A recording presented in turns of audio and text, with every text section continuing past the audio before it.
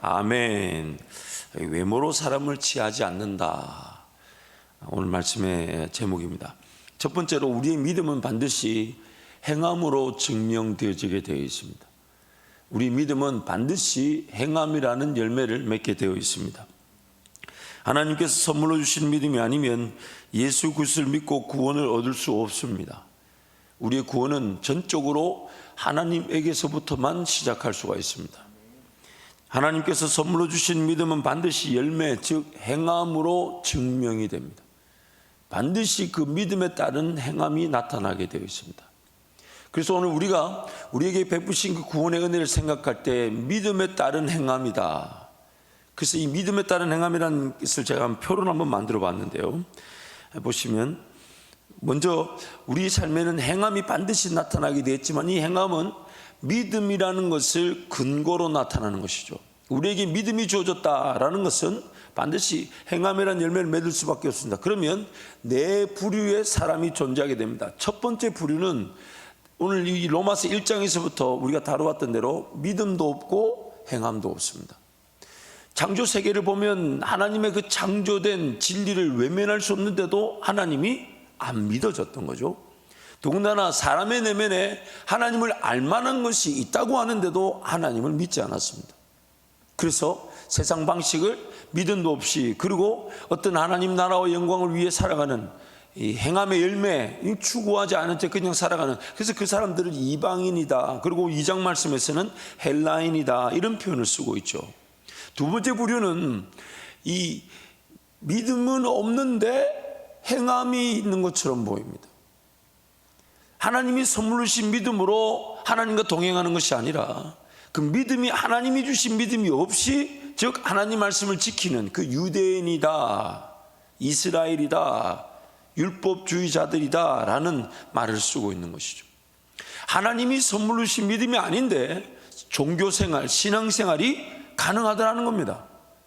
하나님이 선물로 주신 믿음이 아닌데 내가 뭔가 하나님을 섬긴다, 내가 하나님을 따른다, 내가 하나님께 헌신한다, 그런 일이 일어날 수 있더라는 거죠. 마치 아버지 품을 한 번도 떠나본 적 없는, 자기 동생과 같지 않았어요. 아버지의 시간, 아버지의 물질인 줄 알고 염소 한 마리 함부로 취하지 않았지만은 그날 그 큰아들은 오히려 허랑방탕하게 아버지의 시간과 물질을 허비하고 아버지 품에 안기는 둘째 아들보다 더 길을 잃어버린 상태. 아버지 옆에 있지만 아버지 그분의 마음을 이해하지 못하는 상태. 그것이 믿음은 없는데 행함으로 하나님을 섬긴다는 종교인, 신앙인일 수 있더라는 것입니다. 어제 우연히 제가 그 인터넷 매체를 보다가 어느 교수님이 그 누가복음 15장에 나오는 그 큰아들과 둘째 아들의 비유를 이렇게 해놨어요. 집 나간 양아치보다, 제가 그대로 그냥 표현할게요. 집 나간 양아치보다 아버지 옆에서 길을 잃은 당자, 큰아들을 얘기하는 거죠. 그 지금 유대인들과 같은 그런 종교생활, 신앙생활이 지금 우리 교회 안에 저와 여러분 중에 있을 수 있다는 겁니다. 어쩌면 내 삶이 그런 종교생활, 신앙생활의 위기가 늘 있다는 거죠. 세 번째는 믿음은 있는데 아직 행함이 보이지가 않아요. 그래서요, 하나님의 구원을 판단할 수가 없는 겁니다. 오늘 교회 안에서 신앙생활 한다 하지만 하나님의 믿음과 관계없는 자가 있을 수 있고요, 교회 바깥에 있지만 그래서 전혀 보이는 그 행함으로, 그 삶으로 보면 하나님과 관계없어 보이지만 하나님이 붙들고 계시는 사람들이 있을 수 있습니다. 그래서 우리는 그 어떤 것도 판단할 수가 없는 거예요. 예배당 안에 들어와 있는 저와 여러분은 철저하게 은혜만을 구해야 되며, 교회 바깥에 있는 영혼에 대해서 예수 안 믿었다, 지옥 간다 함부로 말할 수가 없어요. 그 가운데 하나님이 믿음을 통해 붙들고 계시는 영혼들이 있을 수 있습니다. 그래서 우리는 판단할 수가 없는 겁니다. 그리고 제일 하나님께서 원하시는 장면이 뭡니까? 믿음도 있고 행함도 있는 사람. 믿음도 있고 행함도 있는 사람. 그리고 이것을 오늘 로마서 2장에서는 믿음도 있고 행함도 있는 사람을 이렇게 표현합니다. 하나님의 은혜로 회개하는 자, 하나님 은혜만을 구하는 자, 하나님 은혜만을 사모하는 자, 항상 하나님께로 돌아서는 자, 항상 하나님 그분만을 바라보고 따르는 자. 회개라는 것이 돌아서서 하나님을 따르는 것이죠. 돌아서서 해야겠다는 것이죠. 그래서 믿음과 행함의 측면에서 이 네 부류의 사람이 있을 수 있고, 특히 믿음은 하나님이 믿음으로 그 사람을 붙들고 있으나 아직 열매가 없는 듯 보이는 그런 종류의 사람이 있을 수 있기 때문에 하나님의 구원과 하나님의 그 역사하심에 우리는 판단할 자격이 없습니다. 판단이 안 돼요. 그래서 여러분, 제가 이것을 한 번 더 설명을 하면요, 첫 번째 부류는 창조 세계와 하나님을 알만한 것이 사람의 내면에 있음에도 불구하고 하나님을 전혀 인식하지 못하는 상태에 있는 사람들을 이방인이라 부르고 있습니다. 두 번째 부류는 믿음으로 살지 않으면서 하나님을 섬긴다고 하는 이들을 유대인이라 부르고 있습니다. 또 세 번째 부류는 외모로는 믿음을 증명하는 행함이 보이지 않지만 하나님께서 선물로 주신 믿음에 의한 하나님의 백성들이 존재할 수 있습니다. 그래서 하나님 외에는 판단할 수 없다는 것입니다. 네 번째 부류는 하나님께 선물로 주시는 믿음에 의해 하나님을 섬기는 자들, 즉 하나님의 인도하심에 따라 회개하는 자들이라 불립니다. 그러면서 이제 2장 5절에서부터 물론 1절에서부터 11절까지 각 사람의 행한 대로 갚으신다라고 하나님 말씀하고 계시죠. 이 무슨 말이냐? 행함이 그럼 구원의 근거가 되냐? 그 말이 아니에요. 6절 말씀 우리 함께 선포하겠습니다. 하나님께서 각 사람에게 그 행한 대로 보응하시되, 그 행함 자체를 어떤 믿음의 근거로 삼다기보다는 하나님께서 선물로 주시는 믿음에 따른 행함의 열매는 반드시 영생과 상급을 받게 됩니다. 근데 이 행함도 결국 무엇 때문에 행할 수 있었냐? 그것은 다름 아닌 하나님이 값없이 은혜로 주신 믿음 때문에 내가 그렇게 행할 수 있었다. 그렇기 때문에 그것이 영생의 그러한 상급의 기준이 된다는 것이죠. 하나님께서 지으신 창조 세계와 피조물로 살면서 하나님을 거절한 삶은 그 거절한 대가로 상당한 보응을 이 땅에서 받게 되며 또한 영원한 심판을 피할 수 없습니다. 하나님을 섬긴다고 하지만 하나님께서 선물로 주신 믿음이 아닌 인간적 힘과 능력으로 섬기는 것 역시 그에 따른 상당한 보응을 피할 수 없으며 또한 영원한 심판을 피할 수 없습니다. 교회 바깥에 있는 믿음도 없고 행함도 없는 그 이방인도 이미 그 삶 자체가 이 땅에서 하나님을 거절한 상당한 봉으로서 온갖 불의와 거짓과 탐욕과 욕심과 정욕 그 상태에 내버려져 있어서 그 죄의 상당한 봉을 피할 수 없을 뿐만 아니라 또한 하나님 앞에 서게 되는 날 영원한 심판을 피할 수 없어요. 그런데 교회 안에 있는 그러나 믿음이 아닌 자신의 인간적 힘과 능력으로 하나님을 섬긴다는 그 유대인들도 그 상응한 대가 봉을 이미 신앙생활하는 가정 중에 받고 있습니다. 즉 자기를 판단하고 남을 판단하고 심지어 하나님까지 판단하여 차라리 믿음도 없고 행함도 없다는 그 이방인들보다 더 못한 상태에 처해 있을 수 있다는 거예요. 하나님 앞에 서게 되는 날 각 사람이 행한 것이 하나님의 선물을 주신 믿음을 증명하는 기회가 됩니다. 그래서 우리는 그날까지 우리 삶이 끝나든 혹은 예수님이 이 땅에 다시 오시는 종말의 날이든 그날까지 하나님 앞에 서게 되는 그날까지 아무런 판단할 자격이 없고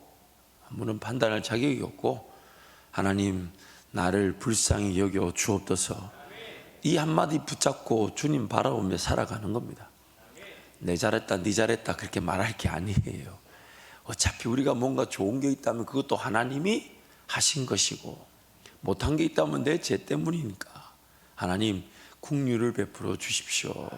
이것이 오늘 우리 신앙의 유일한 자랑이 돼. 그래서 그 믿음에 따라 행함이란 열매를 맺는 자들의 대표적인 표현을 회개한다, 참고 인내하며 선을 행한다.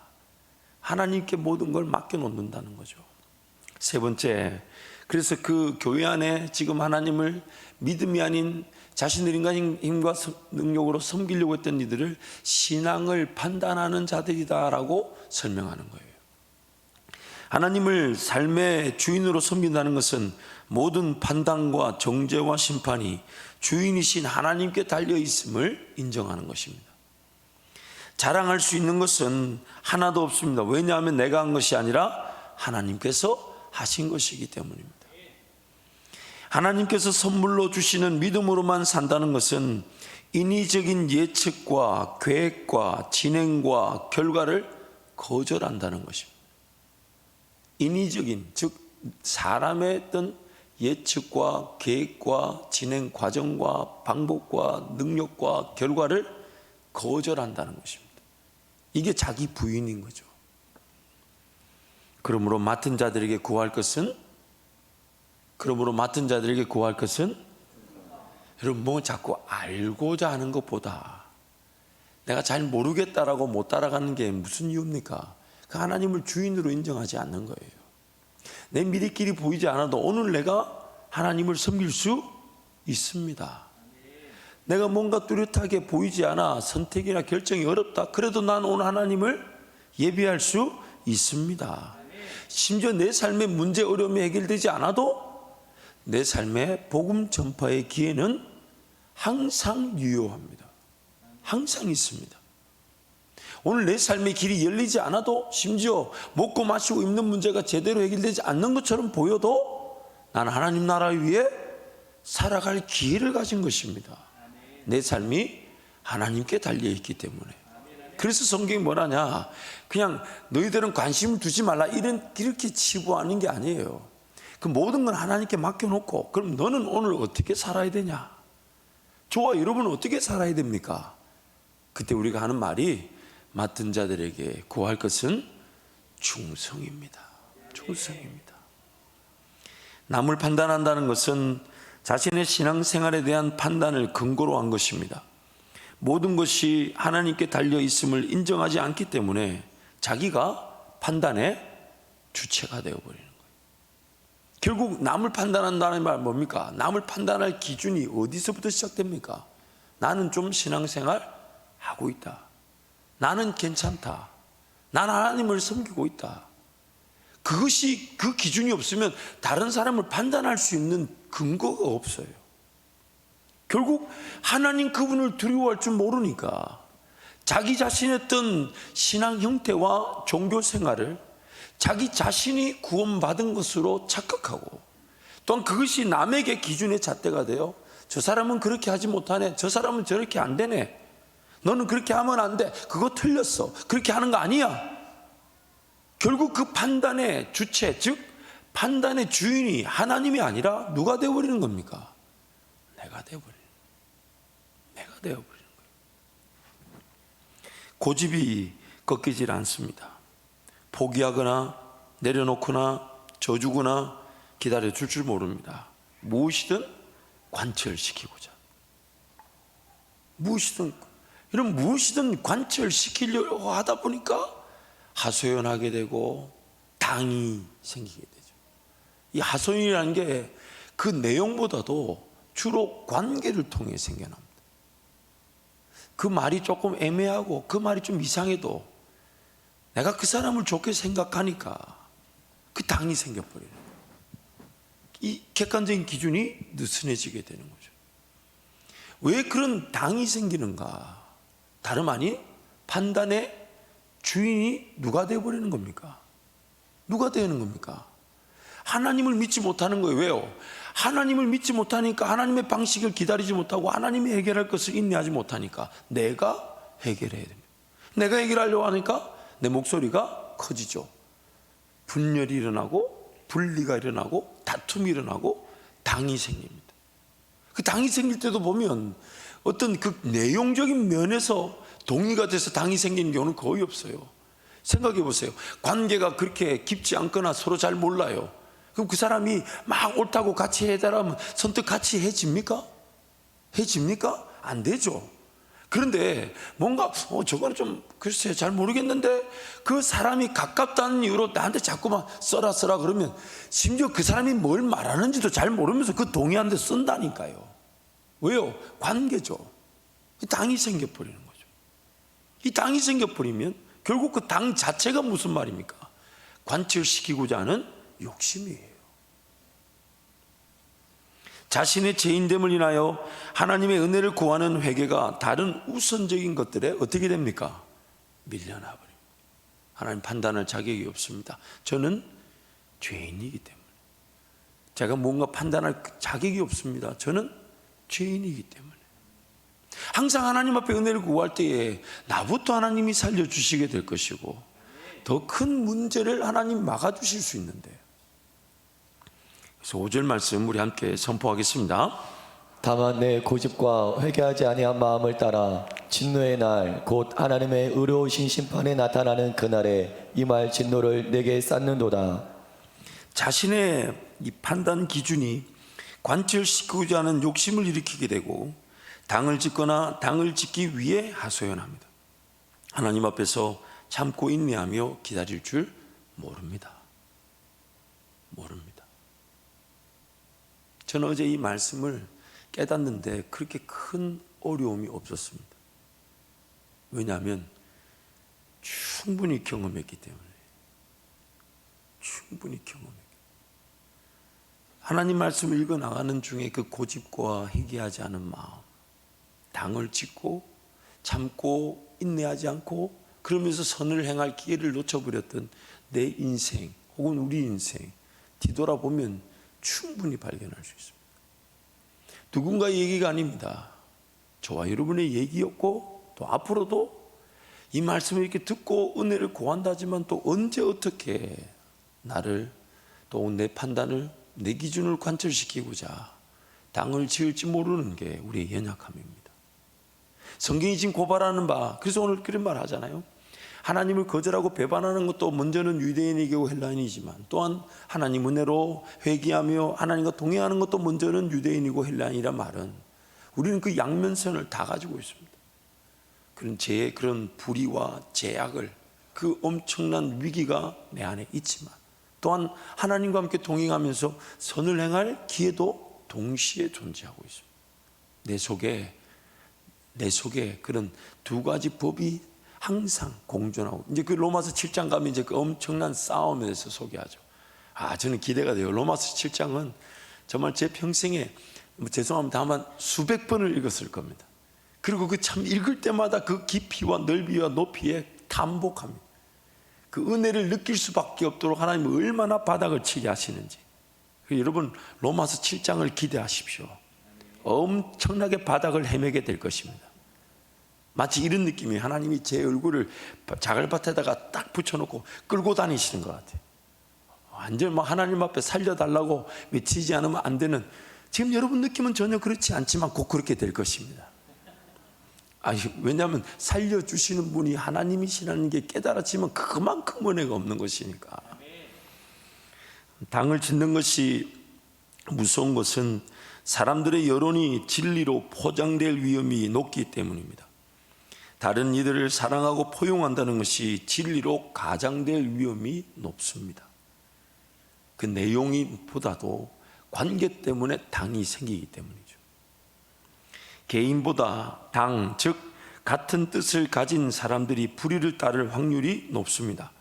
누군가 책임을 지지 않으면서 결정된 것은 함께 따르는 위험이 있기 때문입니다. 이 당이 이만큼 무서운 거예요. 왜냐하면 뭔가 한 사람의 결정이라면 내가 책임을 져야 되니까 조심스럽지만, 여러 사람이 뭔가 결정할 때 좀 아닌 것 같지만, 그러나 같이 결정했다는 이유로 따르기가 쉽지만 그 결정의 주인은 막상 존재하지 않습니다. 그래서 이 당이 굉장히 무서운 게 모든 사람을 같은 피해자로 만들어버려요. 이 당이 무서운 게요, 모든 사람이 같이 피해자가 되어버려요. 이 마귀의 대표적인 방법이죠. 하나님의 뜻보다 자신의 뜻이 앞서는 것, 그리고 하나님의 판단과 정죄를 신뢰하지 않고 자신이 직접 판단한 대로 정죄와 심판이 일어나길 원합니다. 그래서 소리를 내는 거예요. 내 소리를 높이는 거예요. 들어달라고. 물론 들어줘야 됩니다. 그렇지만 그 내용을 잘 고민해야 됩니다. 정말 그것이 하나님께 내 기도 제목을 아뢰듯 하소연하는 것인지, 아니면 지금 내가 말하고 있는 내 말이 어리석은 것인데 그 어리석은 줄 모르고 말하고 있는 건지, 그게 참 두려운 거예요. 그게 두려운 거예요. 여러분 그거 항상 두려운 게요, 나의 어리석음을 나만 모를 수가 있습니다. 야, 이거 참 지나고 보면 통탄할 일이에요. 자, 여러분은 그런 적 없는 척 그렇게 계시지만 앞으로도 우리가 그럴 수가 있어요. 제가 그게 깨달아질 때마다 정말 얼마나 조박는지 모릅니다. 저 자신을. 내가 말하고 있는 게 내 어리석음의 말인데 듣는 사람은 아는데 나만 몰라요. 이 얼마나 안타까운 죄인됨이. 참, 듣는 사람은 들으면서 안타까워요. 아유, 참. 근데 나만 몰라요. 여러분, 이게 좀 우리한테 좀 심각하게 느껴지면 좋을 겁니다. 나의 어리석음이 나만 모릅니다. 자, 저는 굉장히 지금 심각한데 여러분은 전혀 그냥 네 거다 그런 식의 정말입니다. 그렇지 않아요, 여러분? 내 어리석음이 나만 모릅니다. 얼마나 안타까운 일입니다. 그래서 하나님께서 우리에게 주신 은혜는 회개입니다. 하나님의 인도하심에 따른 회개하는 자들, 하나님께서 인자하심과 용납하심과 기의 참으심으로 나 같은 죄인을 기다려 주셨고 또한 인도하심으로 회개케 하신 것입니다. 어떤 판단이나 정죄를 할 자격이 없는 것은 판단과 정죄를 위해 고려되어져야 할 것들을 고려할 능력이 없기 때문입니다. 우리에게 판단할 능력이 없는 이유는 정말 하나님이 보시는 것만큼 내가 다 볼 수 없기 때문이에요. 심지어 억울하고 정말 분통이 터질 일인데 그것이 나한테 허락 혹은 허용되게 하신 것은 하나님께서는 뭔가 고려하셔야 될 게 있으시다는 거예요. 그래서 나한테는 뭘 원하시냐? 너 나만 바라보고 입 다물고 참고 인내하겠냐? 여러분, 제가 다른 건 몰라도요, 좀 이따 좀 나누겠지만 다른 건 몰라도 제일 안전한 방법 하나 가르쳐 드릴까요? 제일 안전한 방법 뭔지 아세요? 입 다물면 안전합니다. 뭐 지혜가 없어도 괜찮아요. 명철이 없어도 괜찮아요. 물론 성령께서 또 말하게 하실 거기 때문에 또 그게 또 굉장한 긴장감이 있습니다. 과연 내 말이 성령의 말일까? 그럼 또 묻고 묻는 거죠. 하나님, 정말 제가 해야 된다면 어떤 여건을 주시고 정말 물 흐르듯 자연스러운 성령의 인도하심을 주시고 저에게 또 확신을 주시고, 그러나 그것이 정말 부담스럽지 않고 불편하지 않게 잘 전달될 수 있도록 어떤 기회와 또한 말을 할 때의 지혜의 방법과 또 그것이 전달될 때의 그 사람의 마음과 또 그것이 어떤 행함으로 나타날 때의 하나님의 그 기회 적용이, 그 모든 과정에 하나님의 은혜가 필요하죠. 필요한 일입니다. 반드시 그 진리라는 것이 드러나도록 하나님은 또 사람을 쓰시기 때문에. 그러나 우리는 그 연약함이 있기 때문에 한 번 좀 참아보고 한 두 번 좀 참아보고, 대개 여러분 잊지 마세요. 한 번 참고 두 번 참는 일은 끝까지 참아야 되는 일이에요. 여러분 아시죠? 많이 해보셨잖아요, 그렇죠?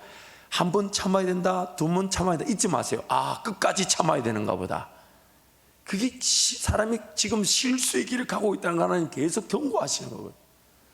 그래서 여러분, 입만 다물면 안전합니다. 일단 그런 말 있잖아요. 가만히 있으면 2등 한다고. 그게 다 입 다물면 안전하다는 얘기예요. 어떤 억울하고 또 분하고 힘든 일을 당한다 해도 하나님께서 모든 것을 지켜보고 계시며 그러한 일들이 허용되게 하신 목적이 있으실 것이기 때문에 참고 인내하는 것입니다.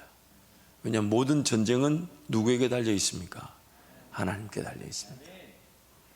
피해를 준 사람에 대한 심판 못지않게 피해를 당한 사람이 하나님께 맡겨놓듯 참지 못하여 잘못 반응한 것, 즉 싸움을 일으킨 것 자체도 심판의 대상입니다. 참, 내가 상처를 당한 건데, 근데 그 상처에 내가 잘못 반응한 것도 나에게 하나님이 책임을 물으시는 거예요. 우리에게는 악에 대한 대처 능력 부재뿐 아니라 무엇이 악인지에 대한 기준도 모릅니다. 뭐가 악인지를 몰라요.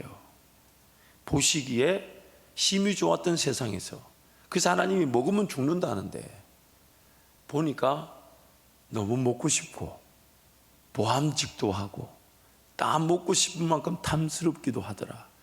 뭐가 악인지 아닌지 우리는 그 기준을 항상 잃어버려요. 무엇보다도 악을 대항하느라 지금 당장 행해야 할 선의 기회를 놓칠 수 있습니다. 악을 대항하는 것과 선을 행하는 것이 다를 수 있기 때문입니다.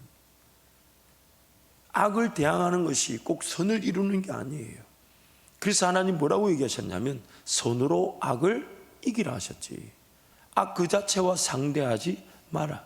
선한 데는 지혜롭고 악한 데는 밀어나라는 말은 상대하란 말이에요? 아니면 돌아서란 말입니까?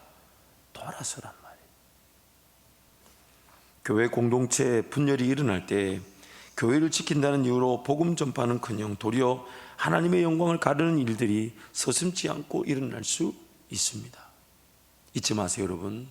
당을 짓고 그 진리를 지킨다, 관철시키다는 이유로 싸움의 형태가 일어날 때 내려놓는 게 안전합니다. 내가 그에 개입되지 않는 게 안전하고 그 시간에 기도하는 게 나를 지키고 교회를 지키는 것입니다. 물론 성령의 지혜에 따라 말하게 하심과 인도하심에 따른 행함이 있어야 합니다. 하지만 정말 조심스럽게 기도하며 순종해야 합니다. 왜요? 쓰임받고 버려져서는 안 되니까. 쓰임받고 버려져서는 안 되잖아요. 삼손을 보십시오. 그렇게 하나님이 기회를 주셨는데 마지막에 어떻게 됐습니까?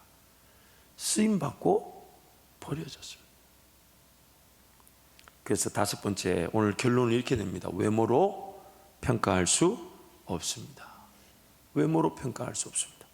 선을 행한다고 해서 그 선에 대한 평가나 판단도 하나님만이 하실 수 있으십니다. 참고 그냥 선만 행하면 된다는 겁니다. 맡은 자들에게 구할 것은 충성이라는 것입니다. 열매가 없어 보여도 하나님께서 원하시기에 순종과 충성이 요구되는 일이 있습니다. 열매가 없어도 하나님이 하라 하시면 해야 합니다. 믿음에 따른 행함의 열매가 보이지 않아도 하나님께서 인내하고 기다리신다면 그것이면 나도 충분히 참고 기다려 줄 수 있습니다. 하나님의 정의와 공의 그리고 선의 기준을 충족시키자면 이 땅에 살아남을 수 있는 사람은 한 명도 없습니다. 하나님 만약에 판단하셨다면, 하나님 만약에 정죄하셨다면, 하나님 만약에 심판하셨다면 이 자리에 지금 이렇게 예배드릴 수 있는 사람 누가 있습니까? 그래서 하나님도 판단하지 않으시는데 하물며 우리가 나를 혹은 남을 혹은 어떤 기준을, 어떤 교회 공동체의 일을 그 어떻게 판단할 수 있냔 말이에요. 하나님을 섬기든 섬기지 않든 간에 심지어 하나님을 섬기는 일에 목숨을 걸었다고 해도 모든 사람은 차별 없는 하나님의 은혜가 필요합니다. 모든 사람은 하나님 은혜가 필요합니다. 하나님 은혜가 필요한 자들의 유일한 고백은 회개, 즉 하나님을 찾고 구하고 의지하는 길로 돌아서고 그 길로만 걷고자 함인 것입니다. 이게 바로 오늘 믿음에 따른 우리가 나타낼 수 있는 유일한 행함입니다. 행함입니다. 베드로후서 3장 9절 말씀 우리 함께 선포하겠습니다. 주의 약속은 어떤 이들이 더디다고 생각하는 것 같이 더딘 것이 아니라 오직 주께서는 너희를 대하여 오래 참으사 아무도 멸망하지 아니하고 다 회개하기에 이르기를 원하시느니라. 아멘. 감사한 것은 제가 저희 교회에 와서 담임 목사로서 하나님께서 저에게 가르쳐 주신 것, 물론 여전히 그 가르침을 깊이 인지하고 인식하고 또 그것의 은혜를 구해 그것이 가르쳐진 대로 열매를 맺어야 되는 그 은혜를 저도 구해야 되지만 저에게 가르쳐 주신 것은 뭐냐면 아무리 옳고 긴급한 일이라도 단 한 명이라도 불편하면 결정하지 말라는 거였습니다. 왜냐하면 하나님의 뜻은 아무도 잃어버리지 않는 것입니다. 아무도. 그래서 여러분, 하나님을 판단해서 하나님의 뜻, 하나님의 인도하심을 거절하고 죽이는 것, 그리고 다른 이들을 판단해서 다른 이들을 배척하고 거절하는 것, 죽이는 것, 그것보다 제일 쉬운 죽음이 있습니다. 내가 죽는 것. 내가 죽는 것. 어느 게 제일 쉬워요? 하나님 죽이는 것, 상대방 죽이는 것. 여러분 옆에 사람 한번 보세요. 죽을 것 같아요? 날 죽일 것 같아요? 죄송합니다 여러분, 죄송한데 어때요? 여러분 옆에 사람이 죽을 것 같아요? 날 죽일 것 같아요? 아마 그분이 죽을 줄 믿습니다. 보세요. 하나님을 자꾸 포기하시라, 내려놓아 죽으라 하지 마시고, 또 다른 사람을 자꾸 죽이려, 네가 포기해라, 네가 틀렸다, 네가 내려라, 우리 그러지 마시고 내가 죽으면 됩니다. 내가 죽으면 하나님께서 그 전쟁을 모든 사람을 잃어버리지 않도록 구원하시는 기회가 되게 하실 줄 믿습니다. 우리 찬송하겠습니다.